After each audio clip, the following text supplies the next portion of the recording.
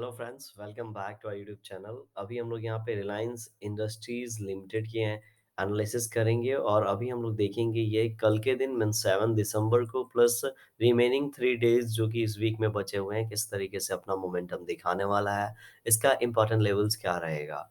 फिलहाल आपके सामने मैंने वीकली टाइम फ्रेम पे चार्ट लगा रखा है। आपको एक चीज़ें काफ़ी अच्छी तरीके से नज़र आ रहा होगा कि ये इसने इन दोनों लाइन को बहुत ही सही तरीके से फॉलो किया है। लेकिन जब यहाँ पे जब ब्रेकडाउन हो गया, तो उसके बाद ब्रेकडाउन के बाद मैंने आपको एक चीज़ मेंशन किया था, इन लेवल्स को इसने ब्रेक तो बहुत ईज़िली कर दिया है, लेकिन ऊपर जाने में इसको प्रॉब्लम होगा। उसके लिए यहाँ पे 2 वीक अच्छे से इसने इनसाइड कैंडल बनाया, बाकी यहाँ पे 3 वीक यहाँ पे रुका है, उसके बाद ये ऊपर की ओर निकला है।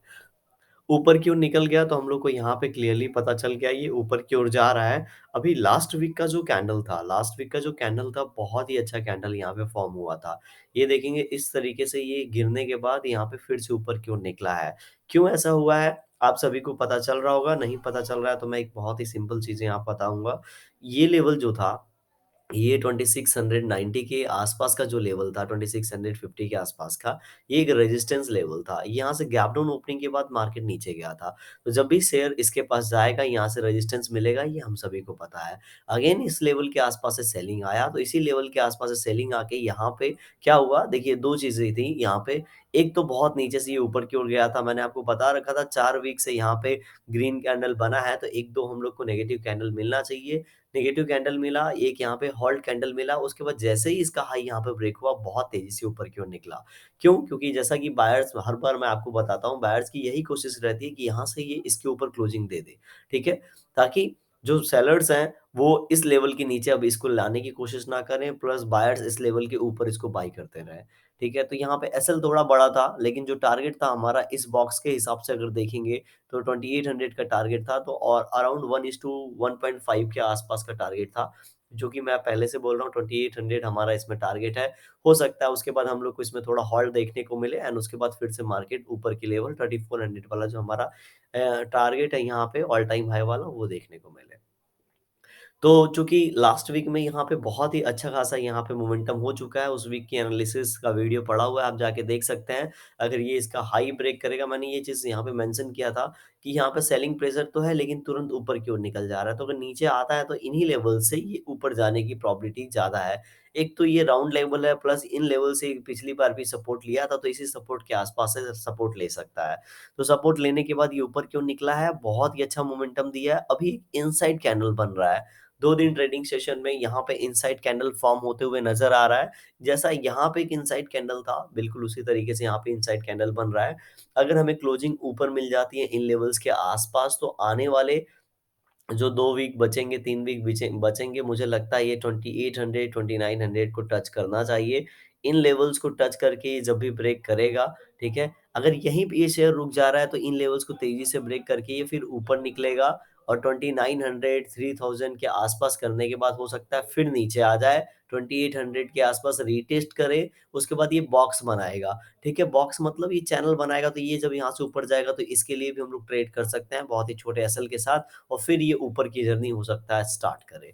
ठीक है? टेक्निकली ऐसा यहाँ पे दिख रहा है, ऐसा होना चाहिए, लेकिन इसमें क्या हो सकता है, 2-3 कंडीशन हो सकती हैं। हो सकता है यहाँ पे ये लेवल है, ठीक है? यहाँ पे 1-2 वीक इस तरीके से फिर से आ गया, इस लेवल को रिटेस्ट करने चैनल बनाया, बाद में इसको ब्रेक किया। तो ये कंडीशन भी पॉसिबल है, इसे ऐसा देख के मान लेते हैं हमने यहाँ पे पैसे लगा दिए। ऐसा हो रहा है, ऐसा देख के हमें डरना नहीं चाहिए, बस हमारा एसएल जो है स्ट्रिक्ट होना चाहिए। अगर यहाँ से कहीं से भी ब्रेक करके आता है, तो जो भी हमारा रिस्क है उसे हम लोग एग्ज़िट कर देंगे उसके हिसाब से, राइट? तो इस हिसाब से हमारी प्लानिंग होनी चाहिए। तो नेक्स्ट वीक मुझे एक इनसाइड कैंडल बनता हुआ दिख रहा है। नीचे गिरता है तो 2640 के ज़्यादा ये नीचे नहीं जाएगा, इसकी हाई प्रोबेबिलिटी है यहाँ पे, ठीक है? नाउ अभी हम लोग डेली टाइम फ्रेम पे चलते हैं। डेली टाइम फ्रेम पे हम क्या देखेंगे, आज के दिन गैप डाउन ओपनिंग हुआ है, गैप डाउन ओपनिंग के बाद 2600 अप्रॉक्स 61 से फिर से बाउंस बैक देने की कोशिश कर रहा है। रेजिस्टेंस कहाँ से मिला है, तो ये कैंडल का लो अगर देखेंगे तो ये है 2694, आज का हाई देखेंगे तो वो है 2697। तो कहीं न कहीं 2700 के आस-पास से हम लोग को रेजिस्टेंस मिला है और मिलना भी चाहिए था, क्योंकि ये एक इम्पोर्टेंट लेवल था और इस इम्पोर्टेंट लेवल को इस शेयर ने ब्रेक कर दिया। तो जब इम्पोर्टेंट लेवल कोई भी शेयर ब्रेक करता है, तो उसको फिर से जब ब्रेक करने चाहता है, तो उसको एक अच्छा खासा स्ट्रॉन्ग रेजिस्टेंस वहाँ पे नज़र आता है। इसीलिए यहाँ पे आज ये शेयर इन्हीं लेवल से नीचे आ गया है। कल के दिन थोड़ा-सा हर्डल्स इसको यहाँ पे मिल सकता है, लेकिन अगर थोड़ा-सा 2675 के आसपास ओपनिंग होती है और आफ्टरनून यहाँ पे स्पेंड करने के बाद ब्रेकआउट देता है, तो अगेन ये 2720 के आसपास जा सकता है ईज़िली, ठीक है? और उसके बाद फिर से इसको थोड़ा-सा स्ट्रॉन्ग हर्डल मिलेगा एंड फिर देखेंगे ये 2740 निकलता है। क्योंकि यहाँ पे अगर ये अपना हाई ब्रेक कर रहा है, तो ये हो सकता है फिर से उसी जिस तरीके से ये रैली हुई थी, उसी तरीके से एक बार फिर से यहाँ पे मोमेंटम करने की कोशिश करे, ठीक है? अगर यहाँ पे गैप डाउन ओपनिंग होती है, तो हो सकता है नीचे की ओर जाने की कोशिश करे, तो एक इनसाइड कैंडल चला जाए, ठीक है? ये इसको ब्रेक करके जाए, ऐसा यहाँ पे मुझे बहुत कम प्रोबेबिलिटी नज़र आती है। जिस तरीके से आज का यहाँ पे कैंडल बना है कि अगर फ्लैट ओपनिंग के बाद गैप डाउन नीचे की ओर जाता भी है, तो बहुत ज़्यादा नीचे ये जाएगा नहीं, राइट? तो अगर इसको नीचे जाना है तो एक 1-2 इनसाइड कैंडल बनाने पड़ेंगे, उसके बाद हो सकता है ये ब्रेक करके फिर नीचे चले जाए। एनीवे अगर यहाँ पे अगर आपने पोज़ीशन बनाया हो आज के दिन तो आपको पता होना चाहिए आपका एसएल क्या है, नहीं है तो अगर 2659 के आसपास लगा के रखिए, क्योंकि अगर यहाँ से गिरता है तो फिर ₹10 आराम से नीचे की ओर आ सकता है, 10-20 रुपए। ऊपर की ओर ज़्यादा जाने की प्रोबेबिलिटी है लेकिन थोड़े हर्डल्स के बाद। 15 मिनट टाइम फ्रेम पे अगर हम लोग इसके levels, important levels and target देखेंगे तो बहुत ही सही तरीके से कैंडलस्टिक पैटर्न फॉर्म होके रखा है। अगर हम लोग यहाँ पे लेवल्स निकालने की कोशिश करेंगे, तो अगर आप इसको लगभग-लगभग इस कैंडल का हाई और 2699 ओके, 2699 का ब्रेक होगा तो हम लोग ऊपर की प्लानिंग करेंगे और जो हमारा पहला टारगेट जो यहाँ पे होना चाहिए, वो 2706 के आसपास का होना चाहिए। ठीक है? एंड ऊपर की ओर और जो टारगेट होना चाहिए वो 2714 का होना चाहिए। इस शेयर में स्पेशली बहुत छोटे शेयर टारगेट्स होते हैं क्योंकि इसके कैंडल्स का अगर आप साइज़ देखेंगे, तो जनरली जो कैंडल्स के साइज़ हैं, ठीक है? एवरेज साइज़ अगर देखेंगे तो काफ़ी छोटे होते हैं। बहुत कम टाइम में बहुत बड़े-बड़े कैंडल बनाता है, इसीलिए यहाँ पे छोटे टारगेट्स यहाँ पे है, ठीक है? एनीवे अगर आप यहाँ पे चेक करेंगे ये अगर इन 2678 ये यहाँ पे रेंज है। अप्रॉक्स ₹20 का रेंज है, तो यहाँ से ऊपर निकलेगा तो ₹20 तक का हम लोग को टारगेट दे सकता है।